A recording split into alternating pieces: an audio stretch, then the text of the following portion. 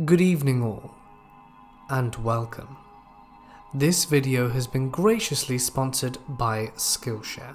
If you didn't know already, this amazing platform offers a variety of online classes on literally everything you can think of, taught by the experts.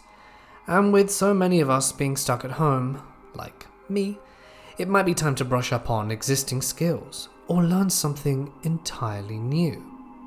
I've decided to take it back to basics and start doing my piano lessons again. I did miss piano, and with the help of Eve Williams, I have been making some serious progress.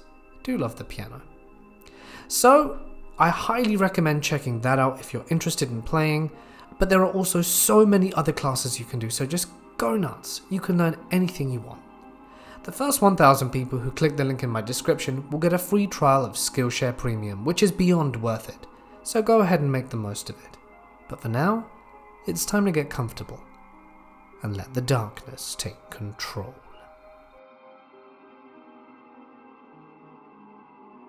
I am a 72-year-old man. This happened a long time ago, but I remember it very well. The background was a series of events that placed me in a mountain cabin outside of Frederick, Maryland, circa 1970. Just say my life at the time was disarray. I had dropped out of college, my father had died very badly, and I was alienated and needed to get my mind right. The opportunity to move to an isolated cabin to live in contemplation and solitude was welcome. I had some inheritance money to pay for it. To the best of my memory, I was there 8 to 9 months. No TV, but books and radio. I had a library card, and can't remember if I had a phone. The story begins when a month into my stay, a female beagle showed up at my door. She was a lost dog. I took her in. Never could train her to do anything, but I fed her and she was sweet, if not the brightest dog. A few months in, I began to feel a presence around the isolated cabin. Hard to describe, but I felt like someone was watching. On many occasions, I thought someone might even be looking in my cabin window, watching us. The next phase was the shadowing, or following. I knew the folks a half-mile down from the lane, woods all around, and would sometimes visit them at night. Someone or something was waiting for me, and followed closely in the woods beside me in the darkness. You could hear it easily, footsteps in the woods, and it picked up its pace as I did. This not only happened to me, but my younger brother who visited, and to friends, and it spooked them big time. At night, it was out there, around the cabin. But here's the funny thing. I was never afraid and never felt threatened, not at all. At least not early on. There was no feeling of malevolence. I spent a good bit of time wandering the vast area of woodlands around me. There was a state park just up the hill, and the Frederick Municipal Forest went on for mile after mile. The whole of western Maryland was much more countryside than it is now. None of the development had started yet. In our hikes, the dog and I came across evidence of campsites, recent ones in the woods, traces of fire, old abandoned buildings that had corners and gave shelter and looked slept in, garbage, food and drink, paper, what have you, perhaps hunters, but much of it did not have the organized feel you get from experienced hunters. The last month of my stay there was when things intensified. Maybe he sensed I was preparing to leave. In the morning, I would find small dead animals at the bottom of the front steps. The cabin had a small front porch, screened with a light door, and 4 wooden steps to the ground. A spotlight would illuminate the long front yard, with woods close by on either side. Dead animals began to appear at the steps many mornings. I remember small birds, then a squirrel, a rabbit, and even a weasel one day. Like they were offerings. I had to grab them up before the dog ate them, and this went on for almost daily for several weeks. One night very late, I was awoken by some sound. I lay in bed and heard something from the porch. I hopped up and hit the lights, and saw that hound dog, who never learned to sit or stay, standing at the front door in a perfect point position. She was shaking in fear. She never barked, and I heard the door slam and footsteps down the steps. I hit the spotlight but saw nothing. I went out. He had been at my front porch, maybe trying to enter. After that, I stayed in at night more and more. The animal offerings got bigger and bigger. Large birds, a possum, a woodchuck. It wasn't funny. The final 2 gifts were legs from either horses or cows, big and bloody. One was skinned. The second to last day, the dog left me. I could hear her in the woods, howling on the trail following a scent. I looked for her in every way I could. Came up in following weeks, but to no avail. She left as she came. I moved back to the Maryland suburbs of DC, got an apartment with a friend, got a job and moved on with my life. One day not long after, I picked up the Washington Post, and there was an article about a recent encounter with the Sykesville monster. It described a tall Yeti-like creature, fur-covered on 2 legs, that would pick out a family or person and give them attention. I wasn't the only one. The attention described in the article was exactly what happened to me. Following you at night, looking inside the house, gifts and so on. I was shocked. If I had turned on that spotlight and seen a Bigfoot or a Yeti, I might still be running. But I think I knew who it was. Sykesville, Maryland was the location of the Springfield Hospital Center, a large psychiatric hospital. It was 20 miles or so east of Frederick. Back then, many folks knew how to live in the woods. They grew up that way. Country folk. I think the monster was an escaped patient, or just a free schizophrenic who lived outside. This is like all the homeless you see in the cities now, probably off his meds, but somehow functional and lonely. He would pick people or families to adopt. The camps in the woods could have been him. Nothing to do. He would make mischief. I think he liked me, but sensed I was leaving. I can't prove any of this, just a theory. My monster was very much of the time and place, and his behavior was what I noticed in nearly every case then. I do not think he could have survived until the 80s. Deinstitutionalization of the mental hospitals threw the mentally ill out onto the streets and took away the shelter of hospitals. Unprotected, the mentally ill die. It was a Friday evening, maybe around 6 p.m. I was walking my dog through the woods. I was wearing headphones, and I used to walk here all the time on this route, so there's no reason to be afraid. It was very rare to see anyone else walking at this time on a Friday, which is why I had actually chosen to take this time to walk. I'm coming down through this field/valley when all of a sudden I start to feel on edge. The feeling just keeps getting worse, so I turned off my iPod and took my headphones out. I was half jogging by the time I got to the bottom of the field. My dog had taken off way ahead of me at this point. I squeezed through a hole in the fence and onto the dirt path surrounded by trees, and took the usual right and kept checking behind me. Well, here's the horrifying part. I kept turning around to check if anyone is behind me and see a someone or some shadow-like figure, which is more than what this looked like, flick from behind one tree to another. I think I audibly yelped at this point, but I kept power walking. I was still fairly close to whoever/whatever it was, and tiny teenage me knew that I was unlikely to be able to outrun it. I kept walking a few more paces before turning around again. This goddamn thing is now standing right in the center of the path further back near the trees, and it has its arms straight down, but out from its sides. Its hands were fists, and it was standing there, with wide legs. I say thing because it looked like the shadow of a man. It looked like it had a cloak and a wideish-brimmed hat, but the whole figure was completely opaque.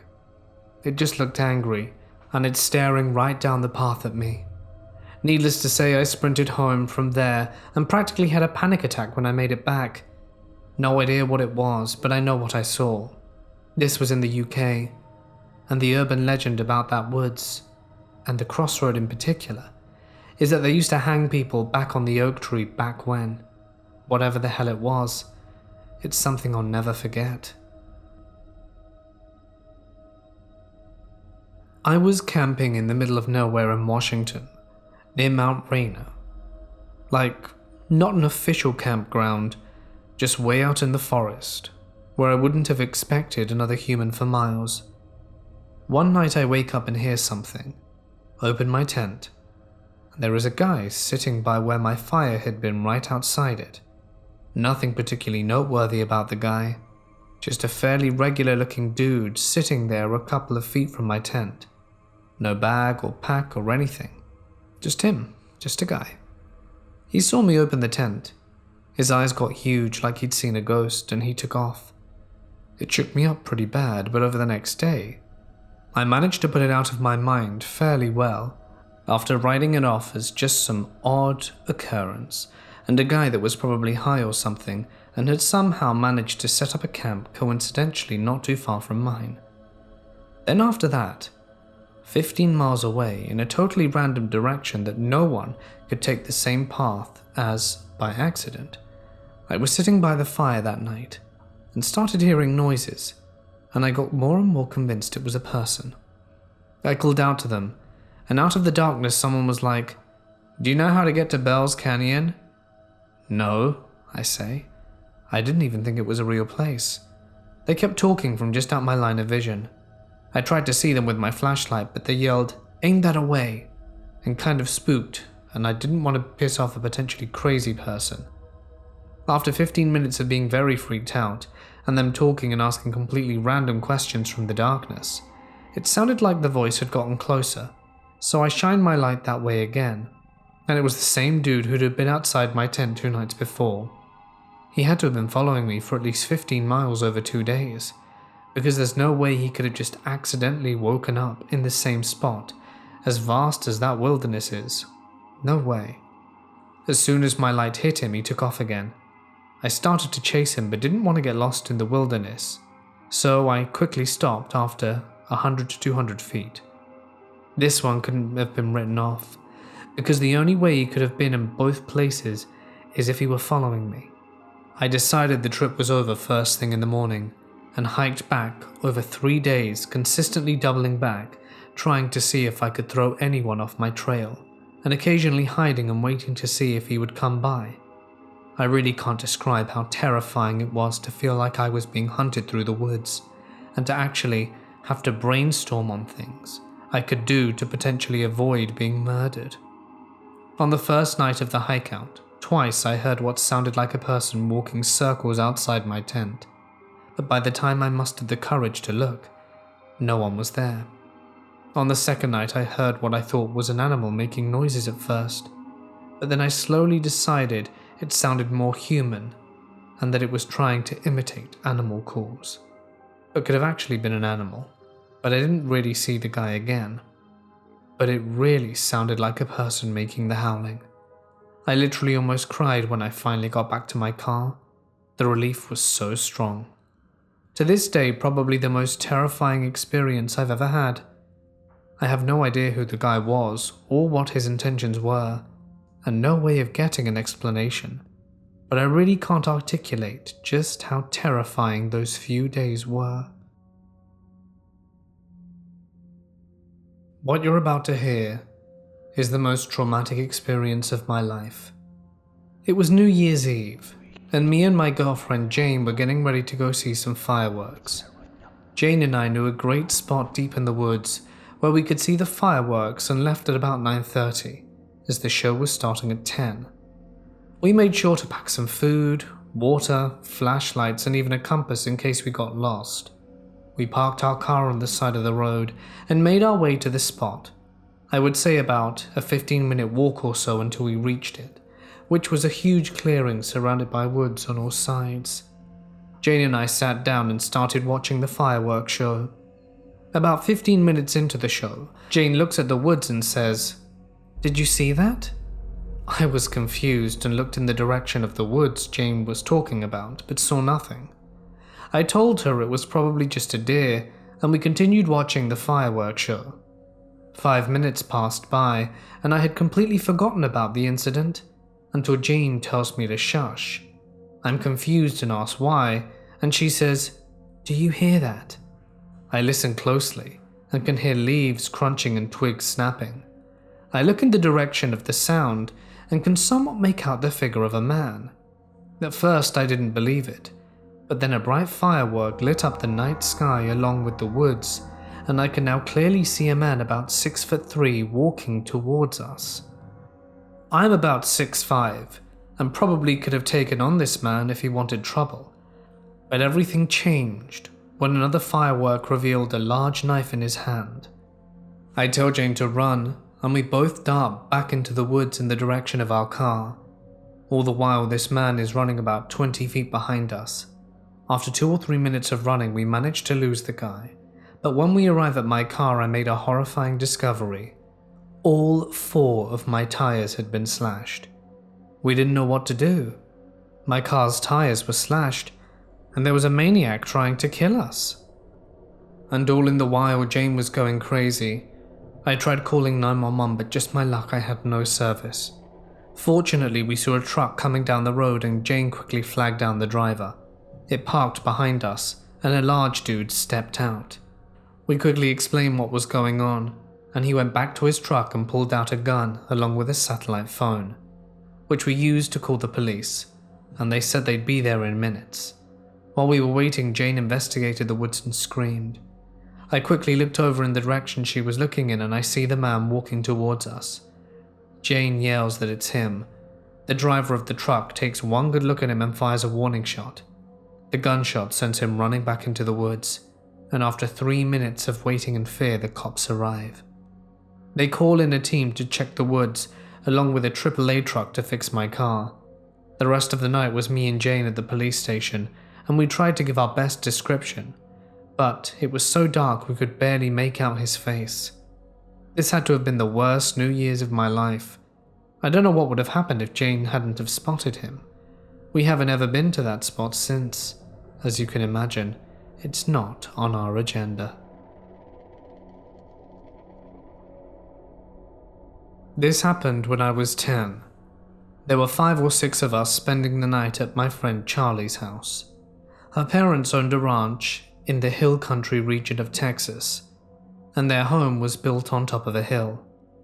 Other than the dirt driveway up to their house, the hill was wild land covered in cedar trees. It was a clear, slightly chilly night in October or November. It's been a few years since I was 10, so bear with me. But after the sun went down, the moon was out, so we stayed out playing hide and seek using the driveway as a base. Their ranch was far enough out the way and well fenced, so her parents didn't have a problem with it. Anyway, during one round of hide and seek, me and my friend Gina were the last 2 hidden. We were so good at avoiding being found that the seeker found everyone else, or so we thought, and enlisted their help to find us. We had made it back down the road when 3 of us girls unknowingly cut us off, and we ducked down behind a large ridge of dirt and remained concealed. Gina chucked a rock across the road behind them to divert their attention. We were waiting for them to get far enough off the road to make a dramatic rush for the safety of base, when I heard what sounded like a rock getting dislodged and sliding down the hill behind us. I thought Gina might have done it, so I didn't say anything, but she kind of looked at me and asked if I was okay. I was about to reply when we heard what sounded like one of my friends, Charlie, the one whose house we were staying at, calling from way down the hill behind us. "Help me." We bolted straight up and yelled for the others. They came running to the road and we told them what we heard. No one had seen Charlie since we had started that round of hide and seek.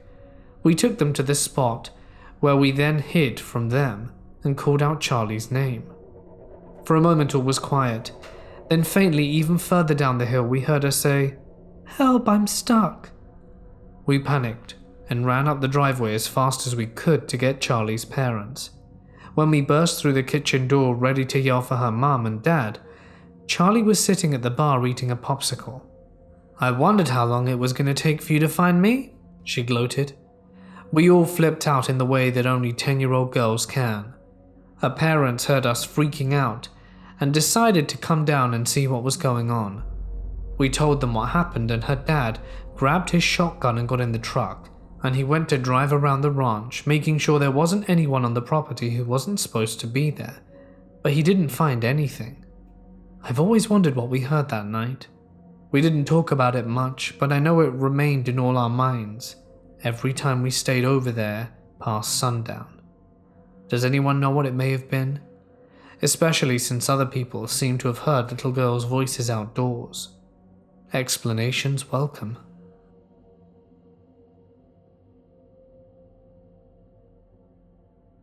I was with my older brother, spotting deer a couple of miles from our house. My brother had just started driving a few weeks ago, so we decided to take out my mum's car for a spin. We were on a very narrow and windy dirt road with no streetlights at all. We didn't see any deer, so we were about to leave the area. I heard some twigs or something snapping in the brush, and it sounded no more than a few yards away. Me and my brother both shined our spotlights towards the sound, hoping we would see a deer or turkey, but we saw something that will probably never leave our minds until the day we die. There were over a dozen people standing right in front of us looking at us. We were so scared we just zoomed out of there. We didn't really tell anyone because we were pretty much on private property, but it was terrifying. Just the way all those people were in the woods, standing in the dark with blank faces. It was really creepy. We never went anywhere near that road again. This happened last year. I'm a guy in my early 20s and there's a park close to the place I live. You follow this road that goes down to the small river the road begins in a fairly populated area, and as you go down the river maybe 200 meters, you get to the park near the small river.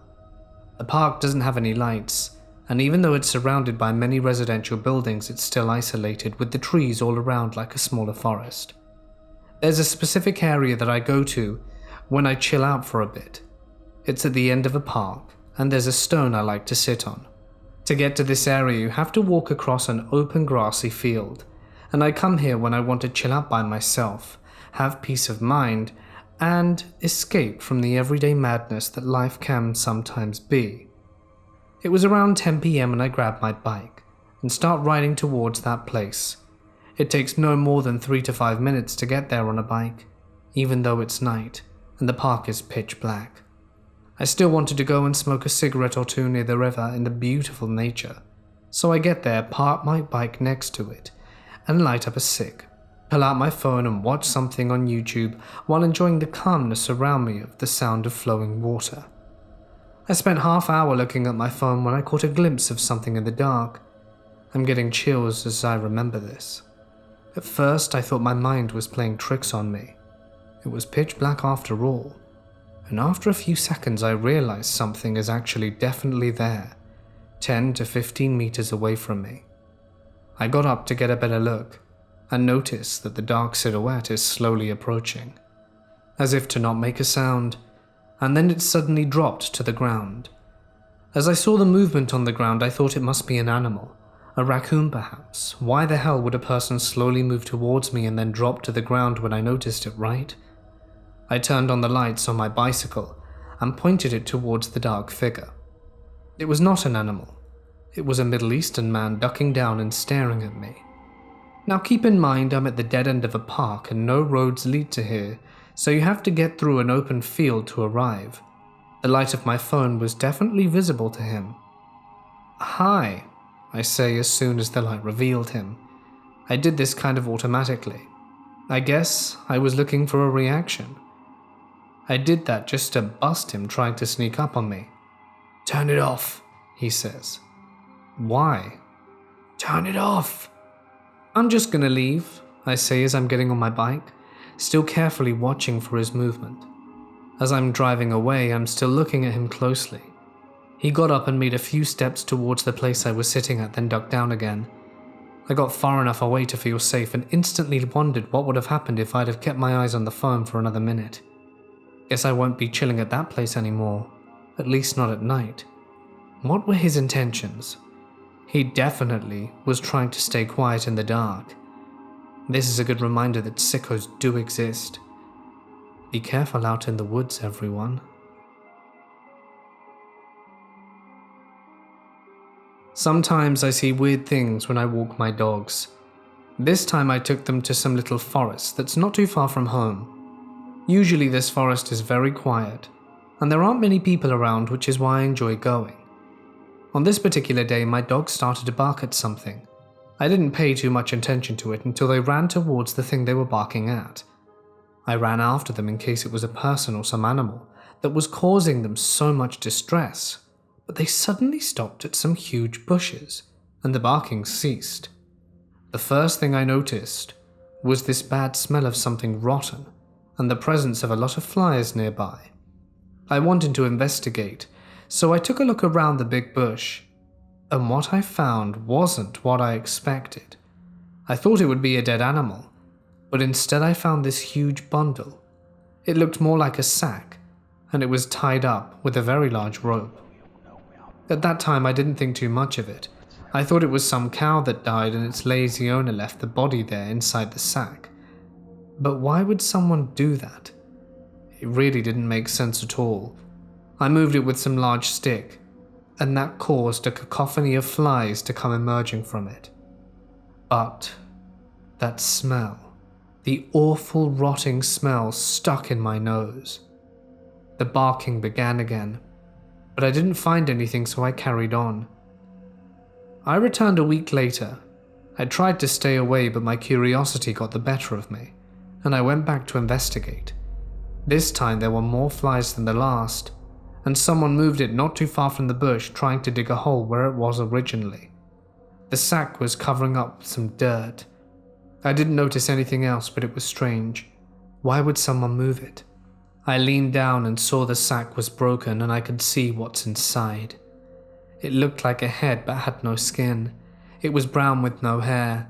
I panicked, because I realized that the thing inside was no farm animal. It looked like a human in the fetal position. I took my dogs and ran home as fast as I could. I wanted to call the cops, but when I got there my family wanted to be sure, and we returned there, but strangely enough by the time we arrived the sack was gone, and half the hole under the bush was filled with dirt again. I think someone was watching me and saw me snooping around. We didn't end up calling the police. Why would they believe me? There was no evidence. It was very creepy though.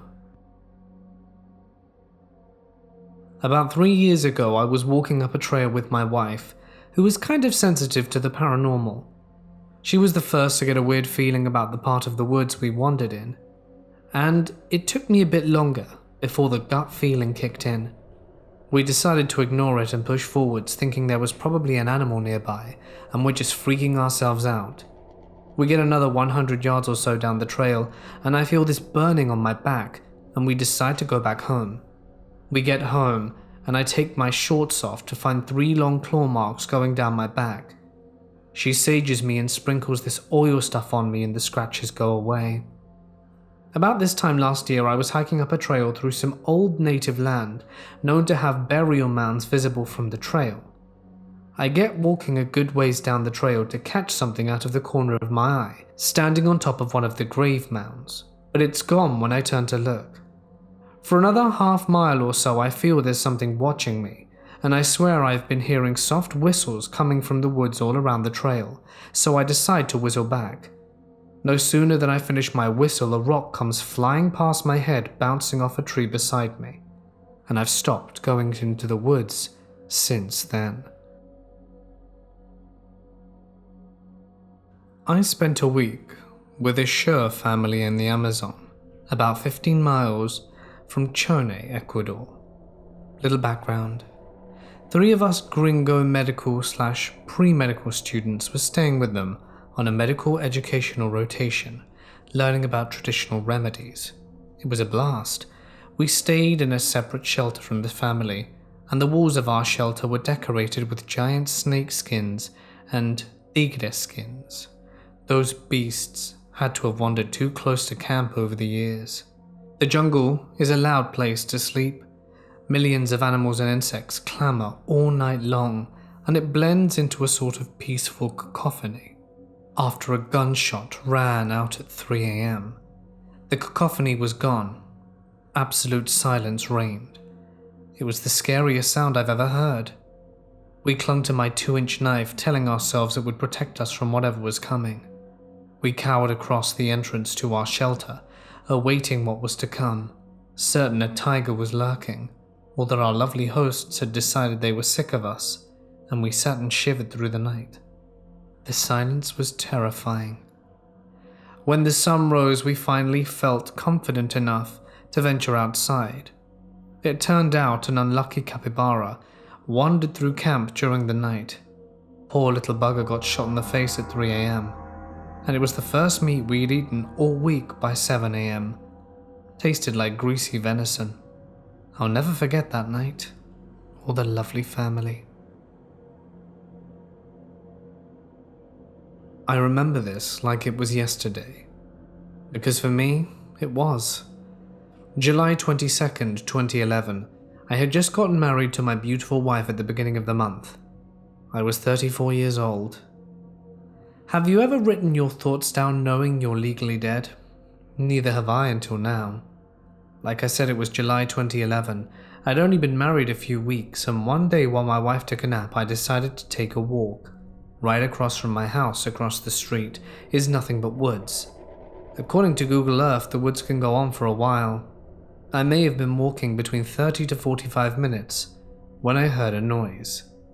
I'm not the kind of guy who believes in ghosts nor Bigfoot, and I'm not worried about other people because I always carry something with me to protect me, and I'm not easily scared.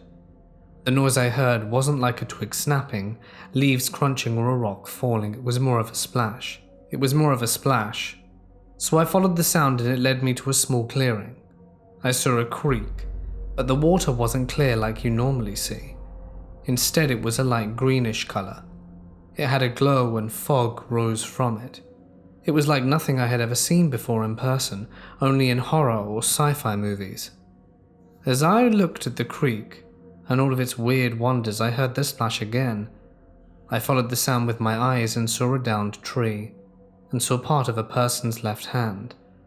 I immediately ran over and dropped to my knees to help this guy. What I saw next still sticks with me to this day. As the guy raised his head in what I thought was to take a breath, he cut his eyes at me. Halfway still in the water, a smile formed on his face. Just as fast as I saw him, he was gone. He vanished into thin air. Gone. No trace of him at all. Then in what I'm guessing was an hour, I woke up. And I know what you're thinking, it was all just a dream. But wait, I was still in the same spot. I fell asleep in the same spot this guy was in. I jumped up, still feeling a bit dazed, and headed home. A million things were running through my mind, knowing my wife was not going to believe what just happened to me. I just knew I was going to be in trouble. I finally make it home and try to open the door, but my key wouldn't work. Okay, that's weird, I thought. Suddenly, a guy opens the door and asks, "Can I help you?" Keep in mind, I've never seen this guy before. I ask him who he was, why he was in my house, and where my wife was. Looking confused, he answers, "Son, we've lived in this house for 8 years. Even more confused, I asked, "What do you mean? My wife and I bought this house earlier this month." After this time, a woman walks up to him, and I can only assume it's his wife, and whispers something in his ear. About the same time, a cop was pulling into the driveway, and I'm guessing that's what she was telling him, that she had called the police. They took my wallet, knife, gun, and placed it all on the hood of the squad car. The police questioned me and the other guy separately, comparing our stories in just as much confusion as we had. The other guy gave the police all the proper paperwork to prove his side, and was released to go back into his home. All of the attention was then turned back to me. I told them I wasn't crazy. I just looked in my wallet and told them to look in my ID, and took the serial number on my gun, and that I wouldn't lie. They opened my wallet and laid everything out. There was nothing but old newspaper clippings about nothing in particular, and there was no ID there. The serial number on the gun came back clean. It was not stolen, but there was also no name of the owner found either. Frustrated, I told them it's been a long day. Can you drive me to my father-in-law's house so he can clear this up? The police officers looked at each other, then back at me and said sure. 15 minutes later, we pull into my father-in-law's driveway. A smile came across my face and I breathed a sigh of relief, like a brick was taken off my chest. Everything was as I explained it to the officers, and soon everything was going to be okay. One of the officers knocked on my father-in-law's door to talk to him, and the other officer and I waited outside. A few minutes later, the officer and my father-in-law walked outside to join us. My father-in-law looked at me with a tear in his eye and said, "Sir, this officer told me everything that's going on. I can't imagine what you're going through, and I don't know how to tell you this, but I don't know you or how you know these things about me or what kind of sick game this is, but I need you to leave." My heart sank. What in the world was going on? The officers apologized, thanked him for his time, and we left. I asked where we were going, and they replied, "To the station to figure this out." I begged them for one last try and asked to call my dad. If anyone could make sense of this, it was going to be him. I gave him my dad's info, his name and number, the whole 9 yards. They pulled over and called him and told him everything, and you could hear my dad yelling. He definitely wasn't happy, and he too thought this was nothing but a sick joke. He screamed he had no idea who this guy was or how he knew me, and that the only son he ever had, his ex-wife, miscarried 30 years ago, and that he suffers with that loss daily, and that it was sick and twisted for us to be calling him. There were a few choice words screamed as well as he hung up. So I sit here in this mental hospital, whatever you call it, nothing more than a John Doe. I'm not writing this thinking anyone will believe me, because no one else has. I'm sharing this in the hopes that someone will hear this and can help me and will know who I am. My maternal grandmother and great aunt lived in this area called Soso, Mississippi, near Rose Hill. One day they had forgotten to get water for the house, and her grandmother made them go all the way to the creek, along with my great aunt, and fill up buckets for water the next day. Now there was this lady who was born mentally challenged, and during a time where people in the area didn't have adequate medical care and weren't knowledgeable with how to deal with people like that, they kept things to themselves and tried to handle it as best they could. There was no social support system. The social support system was the family. This woman was born to a couple in the area, and as they grew she noticed that she wasn't right, so they pretty much left her to fend for herself. She would go in the woods and literally became an animal with long fingernails and long hair and bloodshot eyes, but she could imitate a panther perfectly. Food was something she could get, which pretty much amounted to children, so she developed a hankering for human flesh. People in the community told their children after a few were lost to not take too long at the creek, so my maternal grandmother and great aunt went to the creek one night, and about the time they made it back, this woman, or what could loosely be described as a human being at most, stuck her head out from the tree and looked at them and made a panther call. It was the first and last time they saw her. I've been doing my 1 hour of outdoor exercise at night because I find it most relaxing. My neighborhood is very quiet, and I'm lucky to live in a nice area which I've always considered super safe. I used to walk at night before lockdown because I live right next to a canal, so there's lots of nice paths that are super pretty at night, when everything is lit up by the moon. I was walking last night and decided to go to the shop first because I was hungry, and then detour back to my usual route along the canal. When I was walking, I heard two guys speaking super loudly in German. I live in the UK, so it was a bit unusual, but not anything I thought about twice. They looked around 30, pretty tall, and had caps on, which I remember because they had matching designs, which I thought was funny. They started getting really close, and when I glanced back to look at them, they started jeering, so I knew they were looking at me, which kind of freaked me out. So I sped walked towards the shop, but had to stop at the road, as I wasn't planning on getting hit by a car. They caught up with me, but didn't stop for the lights to change, and just walked across and went to the store I was heading for, so I shrugged it off and walked towards the canal for my walk. I stopped thinking about the men soon after, chalking it up to me being a generally anxious person. I don't like walking past strangers at night, and I'm self-conscious enough as it is without them walking or talking to me. Anyway, I complete my walk and am heading home. For the story makes sense, I need to describe where I stood. On the right there was the water itself. I'm stood in the middle of the path, and to my left there's a big drop that goes straight to the main road. Next to the road there's a row of houses and a railway bridge in front of me. I have my earphones in and my music is pretty loud, but I think I hear someone shouting, so I take out an earphone and listen, but it's pretty silent apart from the passing cars on the road below. That's when I see the two men heading towards the bridge, and I immediately recognize them as the two guys who had jeered at me before their camps.